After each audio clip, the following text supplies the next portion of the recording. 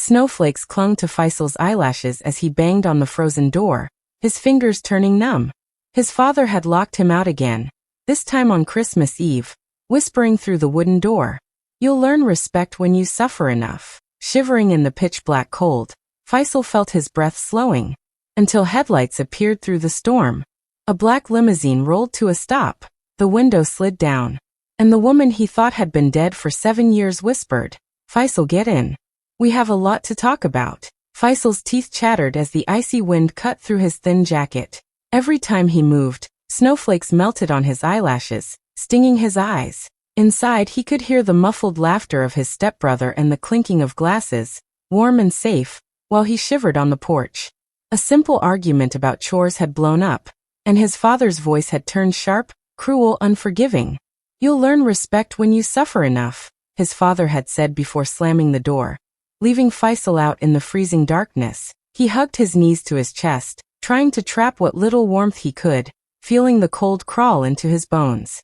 Each breath came out in white puffs, and he wondered if this night would be the last he ever felt. Every sound seemed distant, muffled by the snow, and every second stretched endlessly. He pressed his face against the porch railing, shivering so hard it hurt, wishing, just for a moment, that someone would see him, that someone would care. But no one came. The silence was heavy, pressing down on him harder than the snow, and for the first time, Faisal truly felt small, invisible, and utterly alone. His fingers, stiff and numb, twitched against the frozen wood, and his lips trembled as he whispered to himself, "Maybe this is it." The fear, the cold, the heartbreak, it all blended together until he felt like he could disappear into the night, swallowed by the storm, with no one to stop it. Faisal froze when the black limousine slid to a stop in front of him. The snow swirled around the tires, and for a moment, he thought he was dreaming. Then the door opened, and out stepped a woman with silver braids, tall, calm, and glowing as if the cold didn't touch her. Faisal's heart skipped a beat. It couldn't be her. Naledi, his grandmother. The same grandmother whose funeral he had been forced to attend, the one he had buried in his memory forever. His mouth went dry, his legs felt like lead, and his mind couldn't catch up. "Grandmother," he whispered, his voice trembling. She looked at him with eyes that held both love and a quiet fury. "Faisal, get in," she said softly, wrapping her heavy coat around him, and for the first time in years he felt warmth, not just from the coat, but from the touch of someone who actually cared. She held him steady, guiding him into the limousine as if he belonged there, as if he had always been meant to be safe. He couldn't speak, couldn't move fast enough. Naledi leaned close and whispered, "If I didn't stay hidden, you wouldn't be alive today." Her words hit him like ice and fire at the same time. Fear, relief, confusion, and awe tangled inside him. The driver started the engine, and she instructed firmly, "Leave now. No one follows us." The warmth of the car wrapped around Faisal, melting the cold that had sunk into his bones.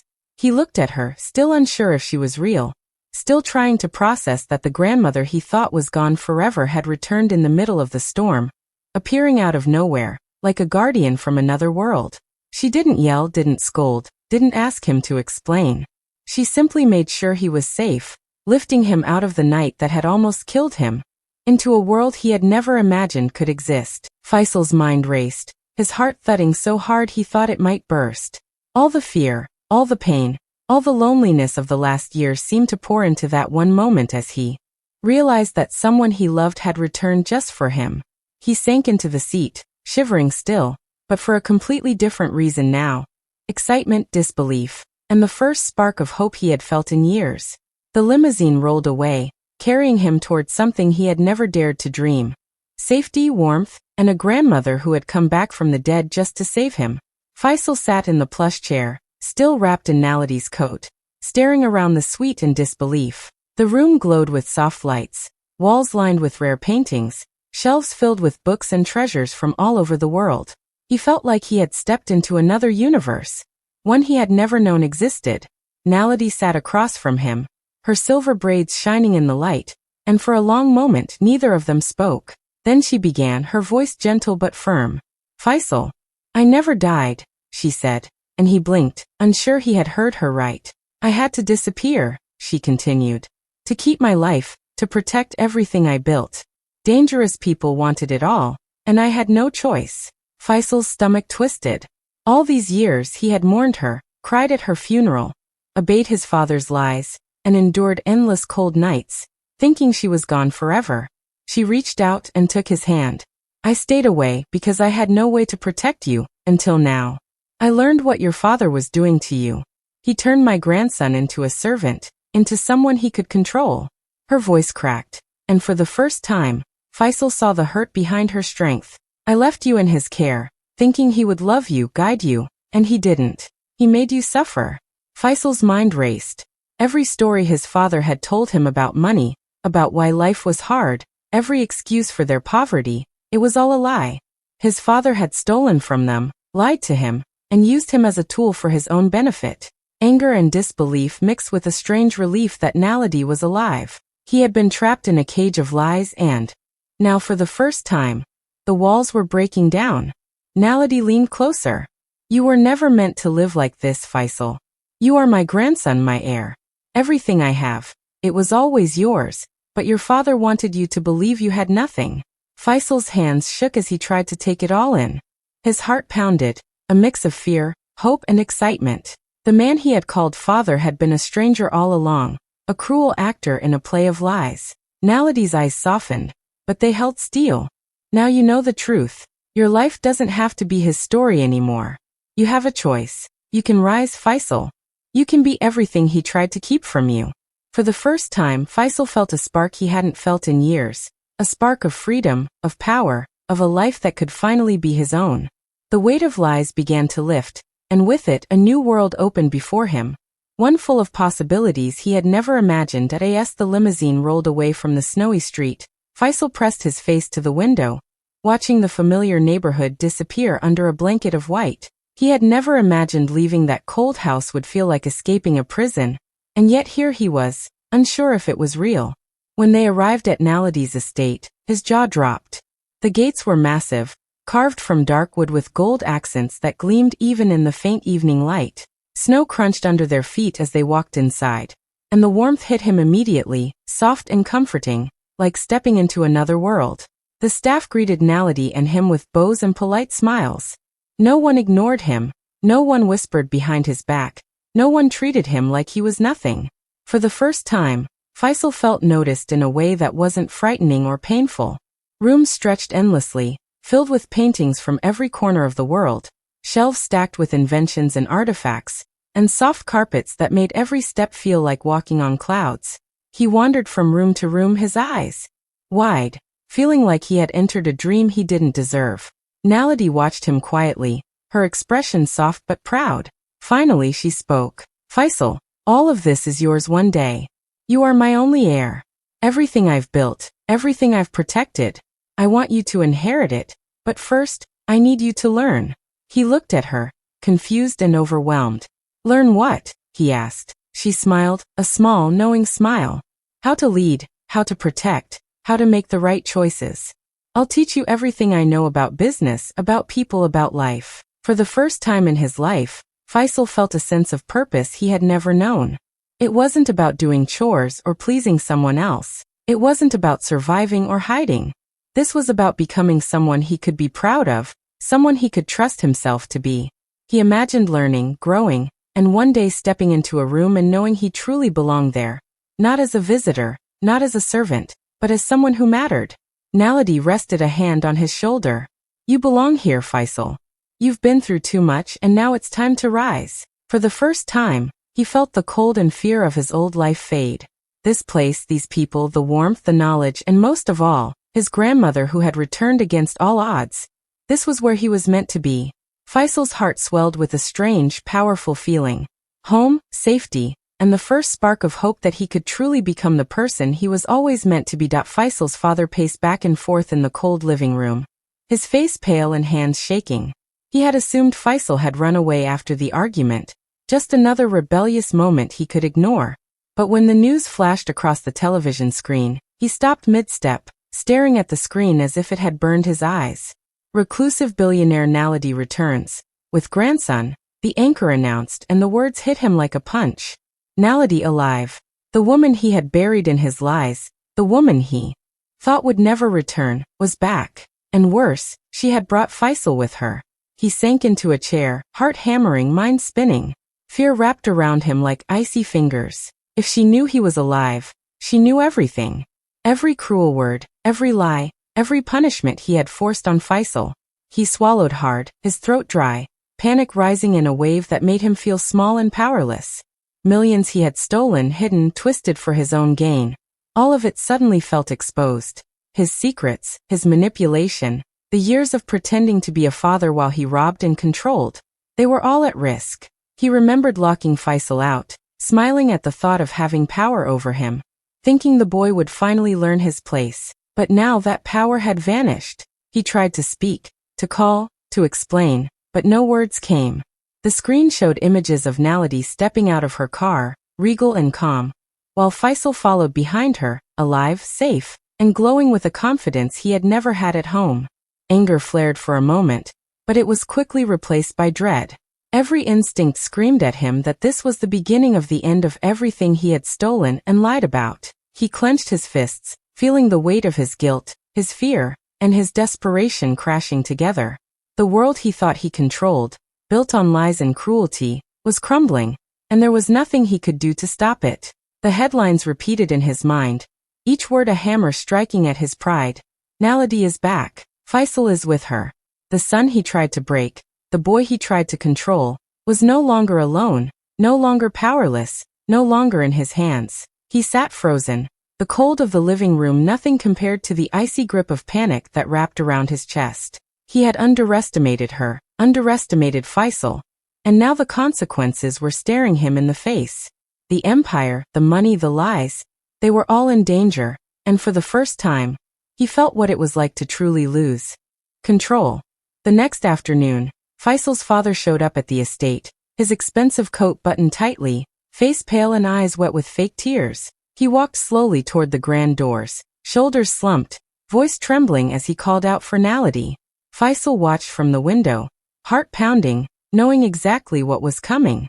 The man stepped inside, falling to his knees, wringing his hands, begging for forgiveness. I made mistakes, mother. Please just let me explain. I love him. I raised him, he cried, his voice shaking, but there was nothing sincere in it. Naledi didn't flinch. Her eyes, sharp and steady, pierced through every act, every fake sob, every false word. Faisal felt a mix of anger and satisfaction as he watched the performance. The man tried to twist the story, to make it seem like Faisal was ungrateful, like he had failed as a father. He's lying, mother. I raised him alone, he shouted, desperation leaking from every pore. But Faisal had been ready for this moment. Slowly he pulled out his old phone and hit play. The recording filled the room, a clear, undeniable stream of his father's harsh words, insults, and threats from years past. Every yell, every cruel comment, every moment of fear Faisal had lived through was captured, undeniable and real. His father's face went pale as he realized the trap had been set long ago. Naledi listened quietly, letting the sound of truth echo through the high-ceilinged room. When it ended, she rose slowly, her silver braids swinging over her shoulders, and her voice cut through the tension like ice. This boy will never return to your roof again, she said, firm, cold, and final. The words hit harder than any punishment Faisal had ever endured. His father's knees buckled, shame and rage mixing into a look of helplessness.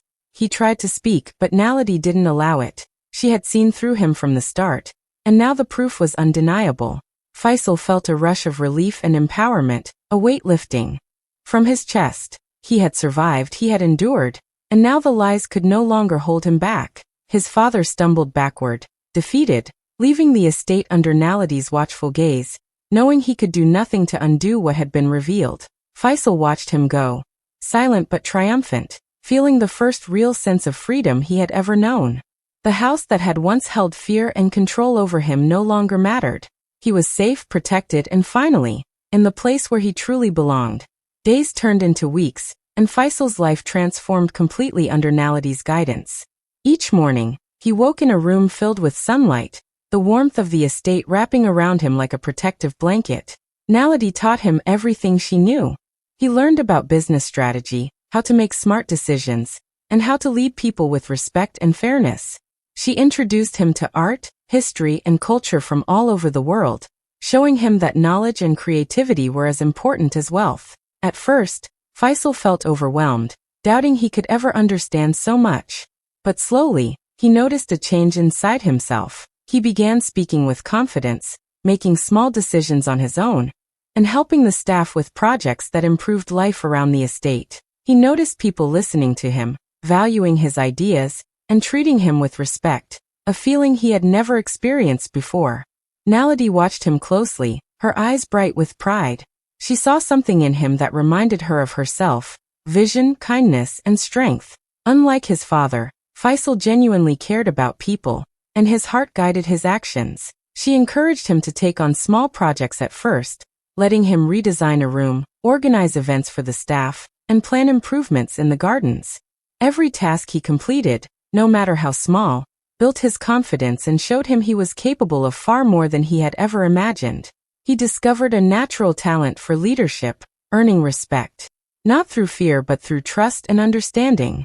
Naledi would smile quietly, remembering her own journey and realizing that Faisal had inherited more than wealth. He had inherited courage, empathy, and determination. One evening, as Faisal presented a plan to improve the estate's operations, Naledi placed her hand on his shoulder and said softly, "You are ready, Faisal. You have the mind to lead, the heart to care, and the strength to protect what matters. You are becoming everything I hoped for."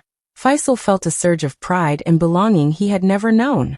For the first time in his life, he wasn't just surviving, he was thriving. He was building, learning, and growing into the person he was always meant to be. The estate was no longer just a home. It was a place where he discovered his potential, his purpose, and his true self. With Naledi's guidance, he was not just her heir in name, but her successor in spirit, carrying forward the values she had lived by. Every day, Faisal felt a deeper connection to the woman who had returned for him, and to the life he was finally creating. One full of hope, respect, and the promise of a future he could shape with his own hands. The news spread quickly through the city. Naledi had officially announced that Faisal was her heir. When his father heard it, his face twisted with anger, disbelief, and panic all at once. He could not believe the boy he had tried to control, the boy he had humiliated and used, was now being given everything he had dreamed of for himself. Desperation twisted into greed, and he immediately began plotting a way to ruin Faisal. He called friends, lawyers, and even journalists, spreading lies and rumors, hoping to frame Faisal for theft, fraud, and dishonesty. He wanted the world to see Faisal as a failure, to shame him publicly, to take back control of the boy he had never truly raised. But Faisal had anticipated this. Calmly, he faced his father in the grand hall of the estate. The man's eyes blazed with fury, trying to intimidate him with shouts and false accusations. "You don't know what you're doing. You'll ruin everything," his father barked. Faisal stood tall, holding the evidence he had collected over months. "I know everything," he said softly, his voice steady. "The money you stole from Mother, the lies about our poverty, every trick you tried to use against me. I have proof." His father froze, panic flashing across his face. Before he could speak, Naledi stepped forward, her presence commanding and unstoppable. She opened a folder, revealing legal documents, bank statements, and records that clearly showed the millions he had taken for himself while blaming his family's struggles on bad luck and hard times. The truth was undeniable, documented, and absolute. Gasps echoed in the room as his father's face turned pale. He tried to speak, to twist it, to argue, but Naledi's voice cut through like steel. "You have lied, stolen, and betrayed for too long. This stops today. Your life as you knew it is over." The weight of his greed and cruelty crashed down around him. Friends who had once supported him quietly stepped back. Colleagues who had respected him turned away. His plans, lies, and schemes crumbled before his eyes. Faisal watched silently, feeling a mix of vindication and calm satisfaction. He didn't need to shout, fight, or humiliate his father. The truth had done it all. The man who had ruled Faisal's childhood with fear, who had stolen and deceived, was now powerless, exposed and defeated. For the first time, Faisal saw clearly. His father's life, built on lies and greed, was collapsing, while he, Faisal, stood strong, honest, and ready to inherit the legacy he had always deserved. The storm of lies and betrayal had ended, and a new chapter, full of truth, justice, and fairness, had begun. Faisal stood outside the old house, snow crunching softly under his shoes. The windows were the same, the door chipped, and the air smelled of cold, damp wood, the same air that had haunted him for years. Memories rushed in. Nights shivering on the porch, the cruel words, the endless feeling of being unwanted.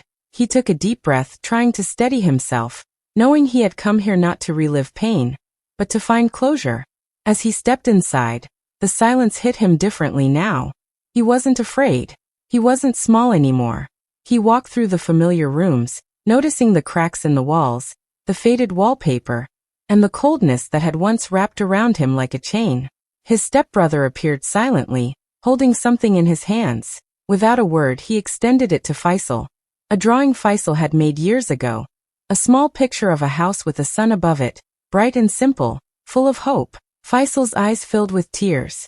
For a moment, he saw the boy he had once been. Scared, lonely, but dreaming of a place where he belonged. That little child, hurt and small, had survived everything.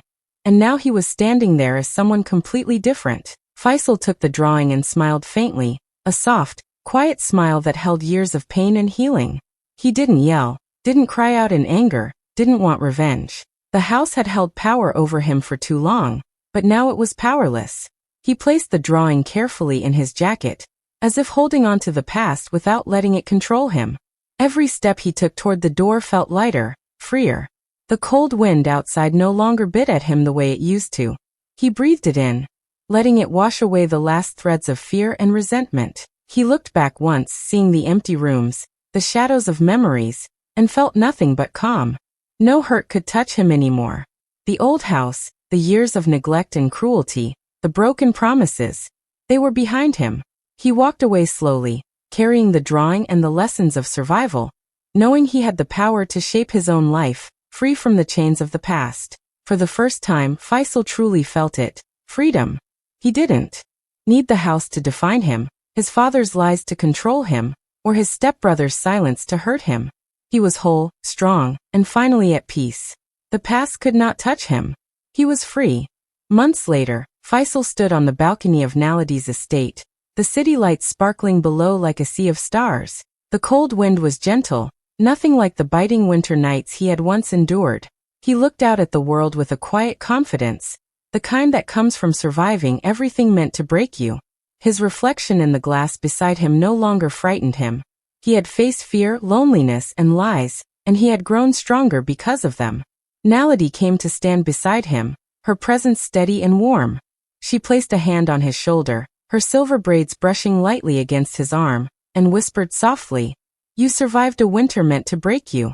Now look how far you've risen." Faisal turned slightly, meeting her eyes, feeling a mix of gratitude, pride, and peace. He smiled, soft and calm, not the forced smile he had once used to hide his pain, but a real smile that came from knowing he had earned his place in the world. He didn't need revenge, he didn't need to make anyone else pay, because he had become everything they said he could never be. Every insult, every punishment, every lie had shaped him into someone who was not only strong and capable, but kind and wise. His story wasn't about money, titles, or possessions. It was about reclaiming a life that had been stolen from him, about proving to himself that he could rise above cruelty and fear. Faisal felt the weight of the past lift completely.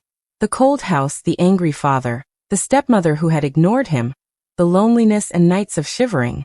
None of it could touch him anymore. He had survived, and in surviving he had built something far greater than wealth. A life of dignity, freedom, and self-respect. He took a deep breath, letting the cool night air fill his lungs, and for the first in years he felt completely at peace. Beside him, Naladi smiled, proud and calm, seeing the young man she had always hoped he could become. Faisal looked out at the city again, imagining the possibilities, the future he could create, and realized that nothing could stop him now. He had reclaimed his life, his voice, and his power, and in doing so, he had finally found what he had always longed for: safety, belonging, and the quiet joy of knowing he was free.